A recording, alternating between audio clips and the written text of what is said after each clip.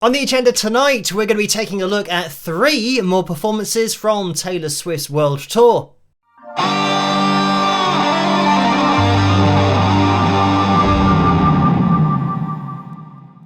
Hello, Phil here from Wings of Pegasus and welcome to another analysis video. If you enjoyed this video, please give it a thumbs up and subscribe. So you might have seen it, you might not have seen it. I did a video on Taylor Swift on Sunday because somebody sent in a request asking me if there was any miming during any of her shows on her current world tour. And they asked me to have a look at the song called Style. So that's what we did. And we compared 3 separate performances from different places around the world. And the objective data came back matching. So that means that there was miming going on because it's the same audio file. Now, with the comments section, obviously Taylor Swift fans are in there, and my videos are totally objective. So when they've made comments, and that's the reason for tonight's video, they've made comments saying, first of all, oh, what a surprise that you didn't go into the next song, because she most likely alternates between miming and then singing live, so you didn't want to show her singing live. So tonight we're going to go into the next song, which is Blank Space, I think that's what it's called, and we'll analyze that vocal to see if anything matches there from 2 different performances, and that's going to be from actually Tokyo on the 8th of February and Tokyo on the 9th of February. So it means that we get to compare literally one night to the next, which is great. So we'll jump into that. Other people have said, oh, why didn't you analyze her playing her acoustic guitar or any songs like that? So I've now got a song of her playing acoustic guitar, so we could take a look at that. And then other people said, why didn't you focus on when she's playing piano and singing, because that's most likely a live vocal. So we're going to be taking a look at one of her songs, and I think it's maybe a new song, but it's either Love of My Life or Loss of My Life, something like that. So we'll jump into a couple of performances of that song as well, and we'll just see what the objective data says. The results are what they are, so whether people feel good or feel bad about that, I can't control that. I'm just pointing out exactly what's going on, as I will do in this video. All of my analysis videos are exactly the same. We go through the same methodology, do the same test, use the same equipment, so we can see exactly what's going on. So anyway, let's get into the analysis of these 3 performances requested by Taylor Swift's fans. And first of all, we are going to be comparing the performance from the 8th and the 9th of February in Tokyo.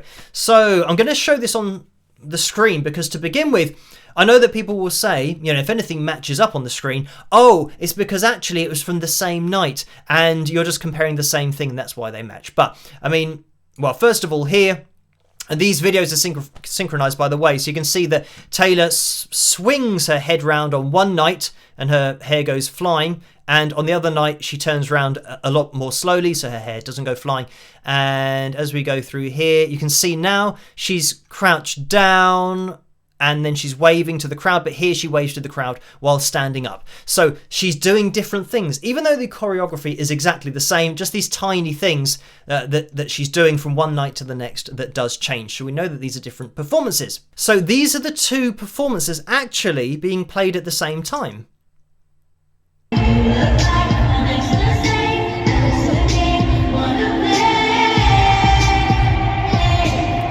And you can hear that, the timing is absolutely the same. And actually, let me get rid of the backing. Now we can just hear the vocals.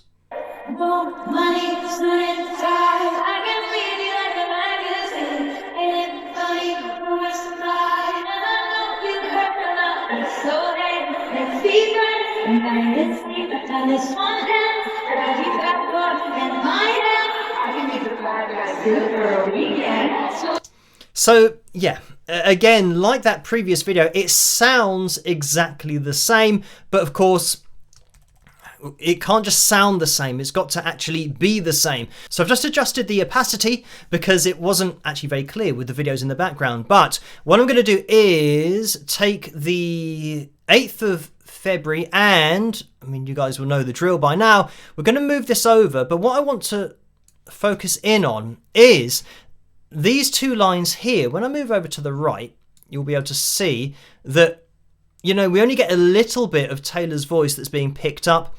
And as I move this over here, and now kind of get the lines overlapping each other. And when I say the lines, I'm just talking about pitch here. So I wasn't actually even looking at this section here, that once we line up the pitch, we now get the two lines that happened on the 8th of February overlapping with the 9th of February.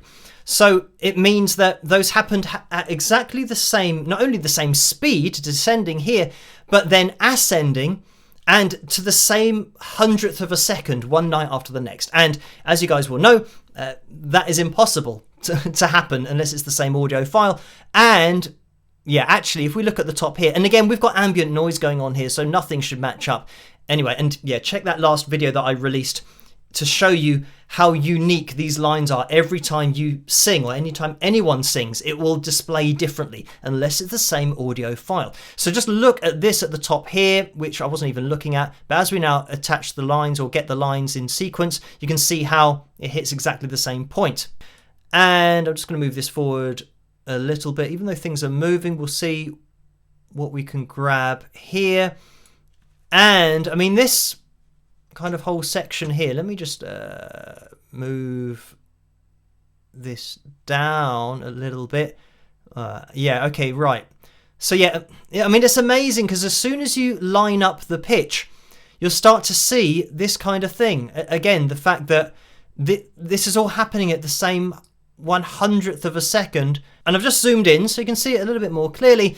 So what I want to show you is the way that, I mean, if you're looking at these lines, you can see that when I bring in the 8th of February, and this is now just the 8th, and I start to bring in the 9th, you might be able to see how this line is completing itself from one performance to then the next performance. And we've actually got another line that you can't see that's up at the top here, which is also overlapping. And I'll just bring it down so that you can see it, or move it out of the way. So there you go. So this line is overlapping itself as well. So again, another example of having a line overlapping itself to the 100th of a second. So I'm keeping it zoomed in. I have moved it forward a little bit because this kind of thing is a great implication of what's going on, because where the lead vocal wasn't really picked up entirely, we've got the 9th of February on screen at the moment. But then when I bring in the 8th, you can see what happens, that we get this perfect line that completes the other line. And I mean, you could say over here that, well, maybe that line is going to go up to here, and this is actually an overlap, and this is an overlap. So let me just bring that in a little bit more strongly. And now I'm going to get rid of the 9th so that you can see, okay, here we go. So this is the 8th, and I'm going to bring in the 9th. And let me now get rid of the 8th so that you can see how these lines, and again, you've got to account for ambient noise here. So, you know, people cheering and stuff like that. But we've actually got another overlap here that's happening perfectly. So if I get rid of that and then bring this one in and then take this one away, you can see how this part here and this part up here, when I bring in the other one, they are again overlapping each other. But I mean, joining up lines is always the massive giveaway, just because of how unlikely that is, because it's literally 100th of a second to get these lines completing each other. So just for reference, this is the song after the song that I analysed on Sunday. So it proves that it isn't a case of Taylor singing live and then having a rest and then singing live and alternating, because we've got two songs here back to back that are mimed vocally. We have a lot of data to cover because now it's kind of, you know, multiple performances of 3 different songs. So now we're going to take a look at Long Live. And this is from Singapore, 7th of March, and Tokyo, 9th of February. So let me just take this to the beginning and we'll have a listen just to the vocal. Remember this moment. And, oh, this is the one that I was asked to look at where she's playing acoustic guitar. In the back of my mind, the time we stood with our shaking hands, the crowds in stands went wild. And this is both performances being played back at the same time, by the way.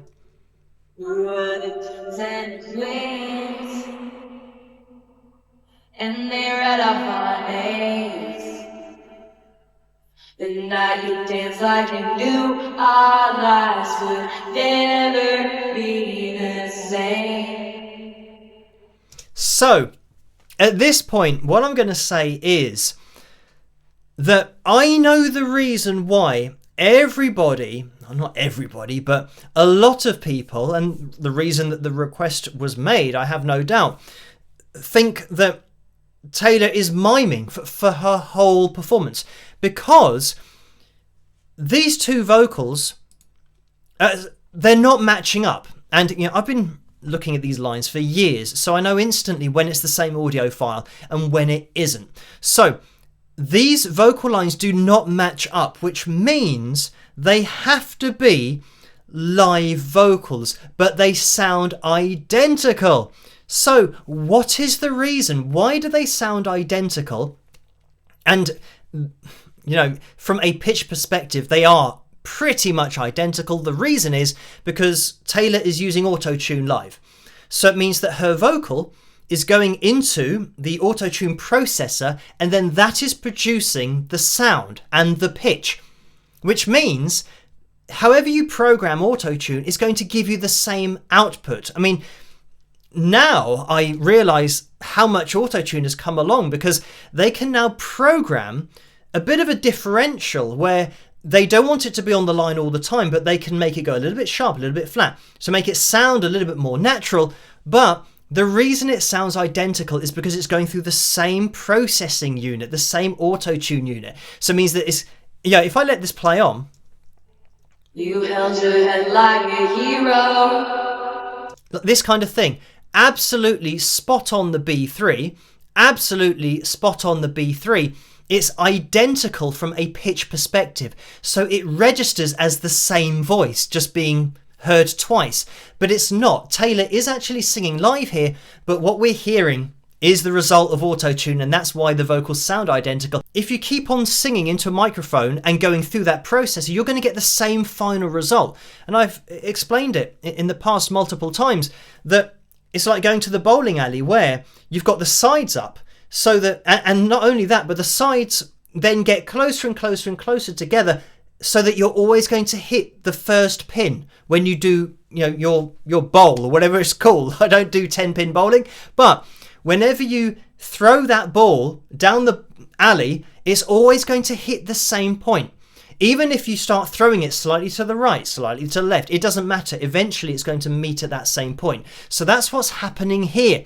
That all of the variations in Taylor's live vocal are being eliminated to then be on the lines all the time. And I mean, I can let this play through with both vocals at the same time. It's going to sound identical. On a history book page. And I mean, it's great because when you're looking at objective data like this, some people have said, well, if a vocal is auto-tuned, does that mean that the lines are going to go over each other all the time? And the answer is no, because Taylor is not hitting the same pitch every time she sings. It's impossible to do that. So it means that her voice is always being corrected by the auto-tune processor by different amounts every time, because sometimes she might have been closer, sometimes she might have been further away. And talking about that, there is a little bit later on, I mean, you can kind of hear straight away this kind of processed sound, because it is a processor. So when we're getting into the detail of how complex auto-tune is now, I think it's something that might work like an algorithm, that when the singer is a little bit closer to the note, it might leave that alone. When they're further away, it'll bring it onto the line. So yeah, I mean, it's fascinating to look at this, and it is undoubtedly auto-tune, because you cannot sing over these lines, and great singers don't sing over these lines, because this isn't the most accurate place to be. Because this is equal temperament. This is like listening to a keyboard in terms of tuning. But, I mean, same thing here. Perfectly over the G4 on the held note, perfectly over the G4 here. Right, so let me just move it forward, because here we have a little bit of an anomaly. So Taylor has, I'm going to actually listen to the left-hand side where the auto-tune grabbed this note for the whole duration. Okay, when you listen to it, I mean, I can hear this very clearly, that it sounds processed. And I know that some people can't hear auto-tune, but just listen to this note. And the second note as well, absolutely stuck on that line. So that's auto-tune, really sticking it to the line. But on this note, have a listen to this. Aha, so Taylor has gone quite a lot sharp here, and it means that the auto-tune, it is programmed in a particular way to stick it on the A4, but here at the end, she's getting so far away from the A4, I think the auto-tune doesn't really know what it's supposed to be doing. Have a listen. And we get a little bit of a note there. I'm going to listen to this in slow motion. It sounds like it's snapping it to the wrong note.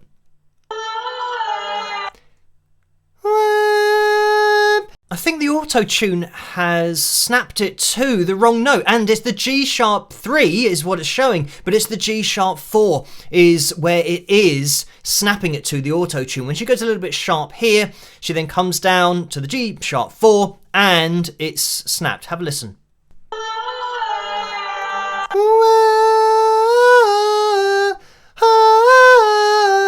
So that's what's happening with the notes. So this tiny little segment here, and as we just move through this, you'll see, you know, these different points, and again, you know, how we're perfectly over the line here, perfectly over the line, perfectly over the line, perfectly over the line, and we do have slight variations, like this went a little bit flat, and this one went a little bit sharp, so you've still got that ever so slight variation in there, but ultimately it's just going to give you, for any held note, it's going to be plotting it or giving you the output of the sound over the lines. I mean, that's what auto-tune is. It automatically tunes the noise that you're putting through it. So again, it's great to be able to see it in this detail. So this second performance has been going through auto-tune on both of the nights. It's her playing piano, and I'm going to play these both at the same time and see if you notice anything. I'm just gonna stop us from walking back into waking up.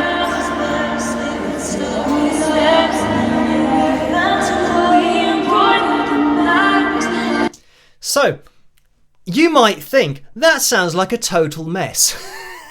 And it does, because these are live performances. Like, she's sitting at the piano and she doesn't have a backing track going, she doesn't have a click track, she's just playing on feel. And when that happens, there's no way for you to keep the same timing you did the night before or months ago or anything like that. So the timing is going to be out. And moreover, she's playing it in a different key as well between these two performances. So we know that these are genuinely live performances. Okay, so what I have done is now get rid of the accompaniment, her playing the piano, so it doesn't sound as much of a mess. And I've synchronized the vocals so you can hear how different they are, because they are genuinely different vocals. It's gonna stop us from walking back into waking the place. If they know the steps in. So, the first thing to point out is that, yeah, she's singing it in different keys as well. So she's obviously transposed the key of the song for either making it lower or making it higher for her voice. So these are genuinely one-time performances that she's doing. But I know a lot of people will be noticing this kind of thing now. Directly over the D4, directly over the D4. So it actually sounded like at the beginning of one of them, the auto-tune, this vocal is auto-tuned as well. So the auto-tune kicked in immediately over here in Paris. But what happened in Munich, it looks like it was a little bit late. And maybe somebody didn't have it turned on. And it might be the case that it's something that is being triggered, so that it should come on at a certain point. And if it doesn't, maybe it's somebody's job to do that, and they just missed this first bit. Who's gonna stop us from walls? Yeah, and then we kind of lock in. Back into yeah, and now we're perfectly over the line. So for that very first phrase, the auto-tune wasn't, engaged. But then, I mean, as we move this forward, you'll start to see again over the line here, and then this little bit sharp, this little bit sharp. So again, this is the programming of the auto-tune that it's been told to do this. Let's move it forward, perfectly over the line, and going forward here, and again, kind of perfectly over the line. Oh, a little bit sharp here. So we do have a little bit of variation. And I know that people will say, oh, but if it doesn't match up perfectly, that means that her voice, well, it was different pitch-wise. But what I'm saying is that if it corrected it on the lines all the time, it would sound really auto-tuned. And I think most people can hear when it is like that. But when you program in a differential, which I think is happening here, because it doesn't explain all the other vocals being on the lines, because singers don't sing on these lines all the time. And I said this years ago in a video that in order to make auto-tune better, they should put in some kind of differential so that it's not always on the line, but slightly sharp, slightly flat. And that's what we're looking at here, because the amount of times we are on the line is just ridiculous. Because, you know, this kind of thing here and this kind of thing here, it is so over that you actually can't even see the white line. And this is happening over and over and over and over again throughout this whole performance and the previous performance. And we know that Taylor's voice isn't this accurate, because I did an analysis video on her years ago where she's the Tiny Desk concert where she's playing piano, and we look at her voice there and she's never over the lines all the time, because nobody is. And by the way, all of the links to all of these videos are going to be in the description below if you guys want to, you know, cross-reference them, anything like that. But yeah, you'll see this kind of thing happening all the time, just being over lines. And I actually just want to see something here. Let me let this play on.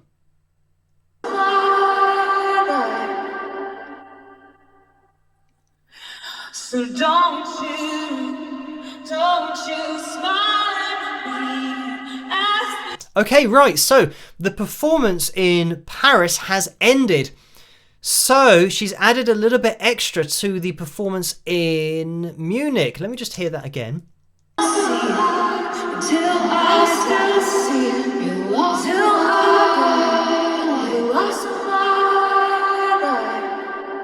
Yeah, I mean, you can see again that it's stuck on the G4 there, and oh, it's being sung in a different key, so it's stuck on the E4 there, but it's the same process happening.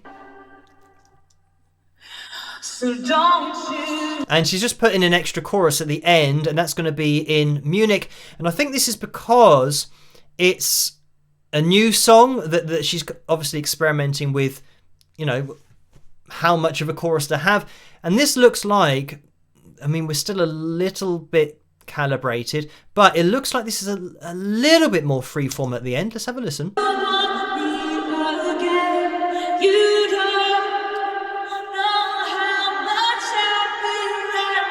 Oh no, here, yeah, that was calibrated, and then she went up and you could hear that it was processing, and then down here processed, and here processed to the F4. So why don't you?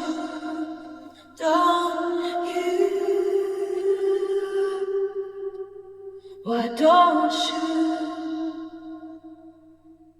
And again, I mean, there are little bits that sound like they're a natural vocal, but without the processing sound going on. So it might be the case that they flip, especially for this kind of performance, which is really stripped back. They might actually cut away from the auto-tune for little sections so that you get to hear a little bit more expression. You said I'm the love of your And then it just kicks in again, the A#3. life.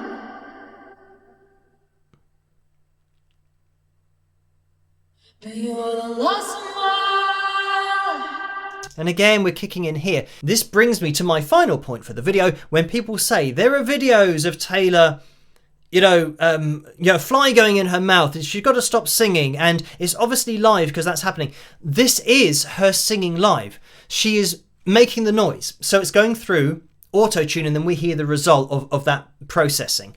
So, and this is why in some parts it matches up so closely, because it's been programmed to give you that sound after it's had the input of sound. So unfortunately we don't get to hear Taylor's natural voice, but it means that if she's singing and then she suddenly stops for whatever reason and then talks to the crowd, that is still going to be her voice. Because it's only auto-tuning what she's singing. If she suddenly stops, and I think it might be somebody's job, and that's why it got missed at the beginning of this performance, is somebody's job to make sure that it's all running when she starts singing. But obviously somebody might have been not concentrating at the beginning of this song. But if something like that happens, she suddenly stops singing, obviously something has stopped her in her tracks, then obviously everything's going to stop, including the auto-tune, so that she can talk to the crowd. But then even still, I wouldn't be surprised if auto-tune can now determine what is a held note and singing and what is talking, because talking is so much more random than singing a melody. So it might automatically now be able to tell that and therefore not auto-tune when somebody's talking. I think the safest thing to do will be just to quickly, switch it off, because it is something that will be, I think, probably most likely manually controlled rather than automating it, because that's, again, just leaving another possible thing that could go wrong with it, because the last thing you want to do is for auto-tune to go wrong live and for it to start snapping your voice to the wrong notes. And finally, I saw a video where Taylor, it is said that she's having in-ear monitoring issues, and she's singing on stage, and you can see visually that she is panicked, that she's obviously not feeling comfortable because she's lost her in-ear monitor, or at least she can't hear what's going on. And normally, if that were to happen, worst case scenario, you sometimes see singers put their fingers in their ear so that they can hear their voice inside their own head. And because it's so loud, the backing, you can hear the backing when you do that. But if it is a mimed song and she's lost her in-ears, that is bad news, because it means that she's got no reference point to be miming the vocal. And at that point, people will be able to see that you're not singing, but they're hearing a voice. So that's why, again, it's really risky to be doing that, because if you do get a failure, same thing as auto-tune, if you get a failure, there's a chance that everyone's going to see exactly what's going on. And you can make the argument that, like some people have said, that everyone accepts that Taylor is miming in certain points in these shows because of the length of the shows, and then everybody knows that. There are some people that think it is fully live, and I know because of those threats that I have received that they think it's 3.5 hours of live vocals. But I think people in the industry and musicians, singers know that that's just not feasible night after night. So when people say, oh, everybody just accepts that there's going to be mimey, even Taylor Swift fans, I don't think that is the case. I think some people do think that it's all, 100% live. And I mean, some people might not even know that it's going through auto-tune. At least everything that I've looked at that has been a live vocal, again, whether you class that as live or not, because you're hearing the product of a pitch processing unit and not the original vocal, again, that's up to you to decide whether you think that that's a live vocal or not. But anyway, I'm just pointing out exactly what's going on. So I know that this video's already gone on for years, but I thought, in the name of objectivity, what if the songs that I'm pointing out that are using auto-tune just happen to be the only ones in the set, and we've just been really unlucky with it. So I've found a video that was basically one of the Tokyo performances condensed down into an hour and a half. So with that hour and a half, I've just clicked through it 5 minutes by 5 minutes so that we get lots of different songs, and run that through the pitch monitoring software. And I am going to skip through it in this video because I don't want this video to go on for too long, but just to give you a general idea. So I'm going to let this video play. So this is, I think, literally at the beginning of the performance, where Taylor comes out from the bottom of the stage or something, and the first note that she hits is directly over the line. So kind of move it forward a little bit, and again over that A3. Let's have a listen. Yeah, this is processed. You can hear it immediately.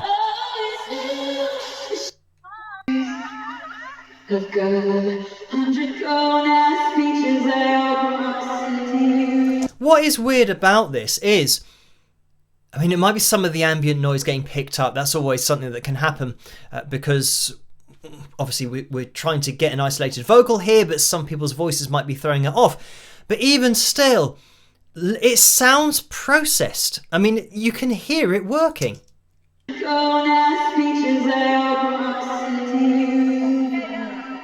Especially down here, it sounds like it would be directly over that B3, so I think some of that ambient noise is getting in the way, but it just sounds a bit mechanical.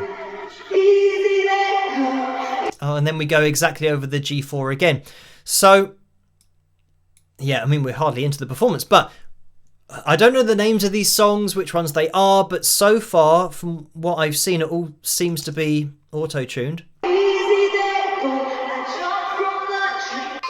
We're kind of always over these lines. Oh, I think this is an instrumental bit. I'll move it forward.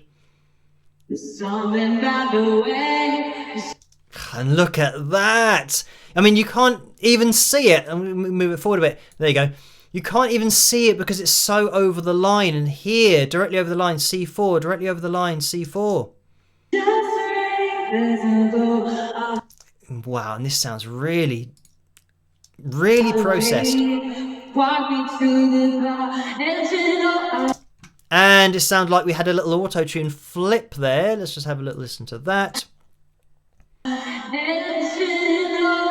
Yeah, again, it's trying to find where to snap the note to. So again, I don't know how many songs we've just looked at. What?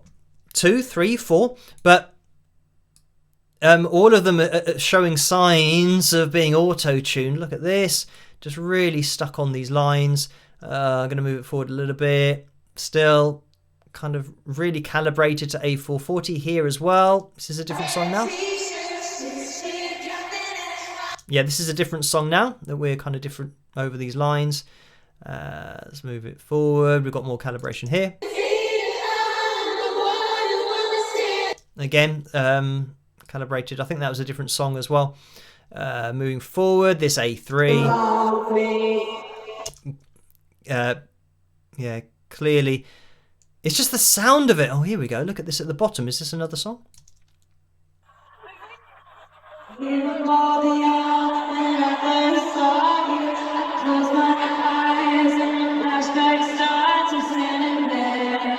Yeah, this is so calibrated. So that this is another song, I think, that's auto-tuned. Gonna kind of skip forward. Here we go again. So it looks like just literally going through the whole show and just skipping from one song to the next song to the next song. We're getting a calibrated vocal, an auto-tuned vocal all the time.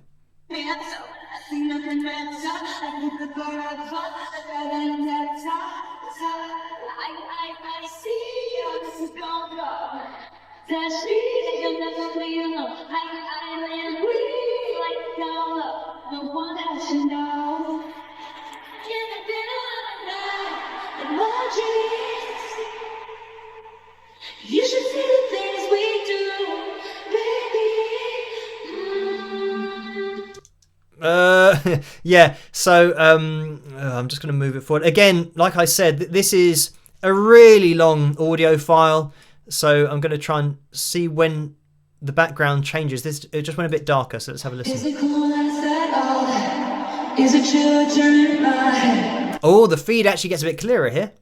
'Cause I know and that's what happens when the voice can be heard very clearly by the pitch monitoring software. Absolutely bang over that D4. Is it cool at all? And again, D4 over the line. So this is absolutely, yeah, calibrated, auto-tuned. Let's move it forward. I mean, down here, the A3. And I'm trying to just get it forward to where we hear some vocals. Let's have a listen to this. Walls of insincerity, shifting eyes of vacancy. And again, I mean, you can hear it. It's just stuck on these lines. And I know I'm just saying the same thing again, but what I wanted to do was, rather than just say, look, the vocals that we're listening to here are the product of auto-tune. So we're not really hearing her voice as it was produced, or the pitch of her voice as it was produced, and because we're hearing the output of a processing unit. So I wanted to go through multiple songs to see if it just happened to be the ones that I have landed on. And it's not the case for the whole show, that, you know, it's not all auto-tuned. But looking at this, it looks like the whole show she's going through auto-tune, and obviously the mimed vocals are pre-recorded vocals. Obviously they have to be, but maybe, I mean, more than likely those pre-recorded vocals are auto-tuned as well, so that the whole show is consistent from a pitch perspective. Therefore, it's all going to sound the same, exactly the same to the human ear. With the ambient noise, again, it makes it less likely that we're going to be over these lines all the time, because stuff should be throwing it off all the time. But again, look at this, F4. Is this a different song now?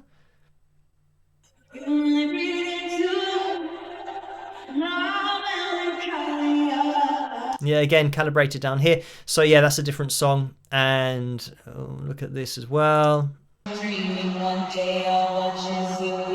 Again, calibrated here. This is a different song. There's a little bit of variation that I think's been programmed in, but then you get this kind of thing that's just a telltale snapping of it to the line. I think this is now the end, and we kind of finish with, what's that? Oh, a couple of calibrations right at the end. So let me see what those were.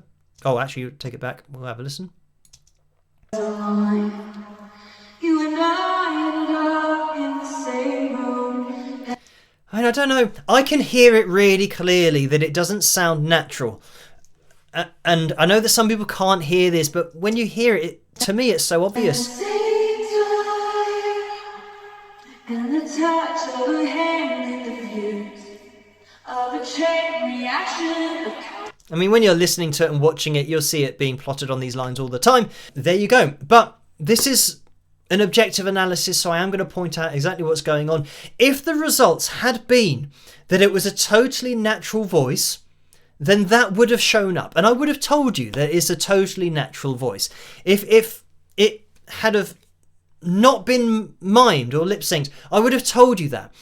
I'm just doing objective analysis videos, so the results are what they are, and how you feel about that is down to you, but I'm just doing what I've been asked to do, and in this case by Taylor Swift's fans, to focus on a few different performances. And then I've done this at the end as well, just to show that there is a consistent theme running throughout the whole performance. But anyway, thank you guys for requesting this follow-up video. I hope you have enjoyed it. As always, let me know what you guys think in the comments section below, and keep those suggestions and requests for future videos coming in the comment section as well. If you did enjoy the video, please give it a thumbs up and subscribe, and I'll catch you guys at the next one. Rock!